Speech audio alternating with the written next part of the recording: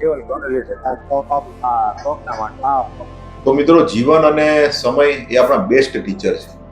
સમય આપણને એ શીખવાડે છે કે જિંદગી કેટલી કિંમતી છે, અને આ જિંદગીને કિંમતી બનાવવા એટલે કે દુખાવા રહિત બનાવવા, પેઇનલેસ બનાવવા માટે, તકલીફ રહિત બનાવવા એ દરેક દર્દીનું આશા હોય છે અને દરેક દર્દીનું સ્વપ્ન હોય છે. અને આ જ આશા અને આ જ સ્વપ્ન લઈને દરેક દર્દી જે છે એ હોસ્પિટલની અંદર આવતા હોય છે. કેમ છો દાદા? બસ મજામાં. મજામાં? હા. શેમાં બતાવવાનું છે તમારે? સાહેબને પગના ઓર્થોમાં ગોઠણમાં, બતાવવાનું છે? ગોઠણમાં ગોઠણમાં દુખે છે? ઓર્થોપેડિકના ઓલા માટે, ઘૂંટણ શું નામ માટે. છે દાદા તમારું? મારું નામ નામ? હરેન્દ્ર શાંતિલાલ જોશી. ઉંમર કેટલી છે તમારી? 72. 72. ક્યાં રહ્યો છો? અમે ગોંડલ રહી છે. ગોંડલ રહ્યો છો? હા. બેસો ને 5 જ મિનિટમાં તમને હમણાં મોકલી દો હો અંદર. હા, ઠીક છે. થેન્ક્સ ટુ લોર્ડ કૃષ્ણા કે એઝ અ સર્જન અમને એ ચાન્સ મળતો હોય છે કે પેશન્ટની વર્સ્ટમાં વર્સ્ટ પરિસ્થિતિ અને પેશન્ટની બેસ્ટમાં બેસ્ટ પરિસ્થિતિ એટલે કે ઓપરેશન પહેલા અને ઓપરેશન પછીની પરિસ્થિતિને નજીકથી નિહાળવાનો ચાન્સ મળતો હોય છે. હરેન્દ્રભાઈ, હા શું તકલીફ છે તમને? સાહેબ, એકચ્યુઅલી આમાં બી તકલીફ છે ને આમાં બી તકલીફ છે.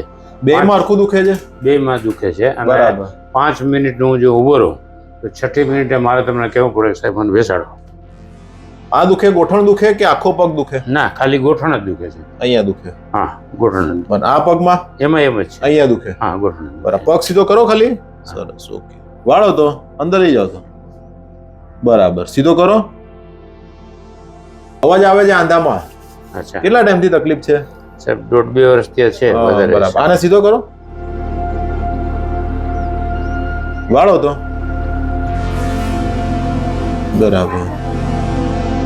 હાલવામાં તકલીફ પડે?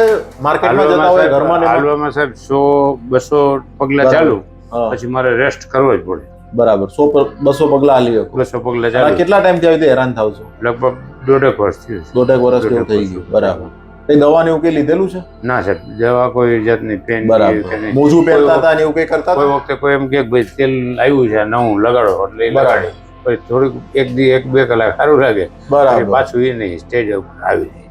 આ કોઈ એક્સરે મશીન નથી, પણ આ છે દર્દીઓની આશાનું બિંદુ છે કે જ્યાંથી આશાનો જન્મ થાય છે. હા હા હવે હરેન્દ્રભાઈ, એક્સરે માં એવું છે હા. કે હાંધા વચ્ચે જગ્યા હાવ ઓછી થઈ ગઈ છે, હા, બરાબર છે. એટલે ઘસારો એકદમ ત્રીજા સ્ટેજમાં છે. બરાબર છે. હા. એટલે આપણે ઘણી ટ્રીટમેન્ટ કરી અત્યાર સુધી, હા હા પણ હવે બીજો કોઈ ઓપ્શન નથી.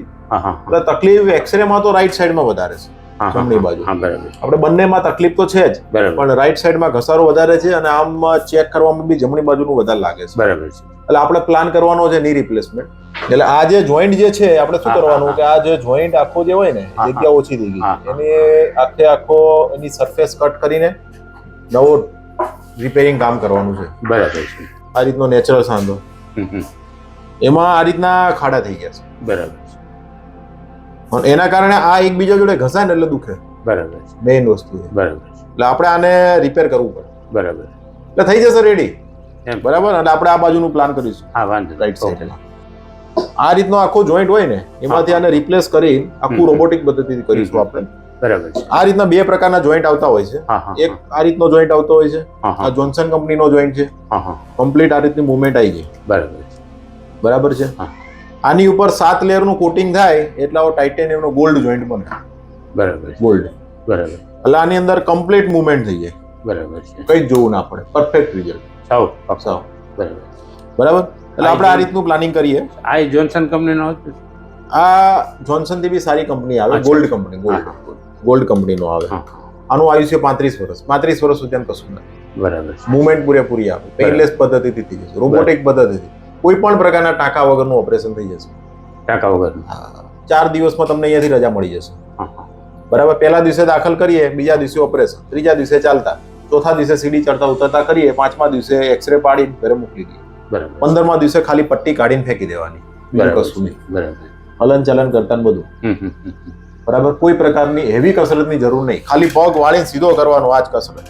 તો મિત્રો, આ હતો એઝ અ સર્જન મારો અનુભવ કે કેવી રીતે દર્દીઓની આશા, દર્દીઓના સ્વપ્નોને ભગવાન શ્રી કૃષ્ણ પૂર્ણ કરતા હોય છે, અમારે જેવા સર્જન કે માનવને નિમિત્ત બનાવીને. અને વિડીયો પૂરો નથી થયો અત્યારે ને અત્યારે સબસ્ક્રાઇબ કરો અને કરાવો. બીજા વિડીયો માટે મોટિવેશન ક્યાંથી મળશે?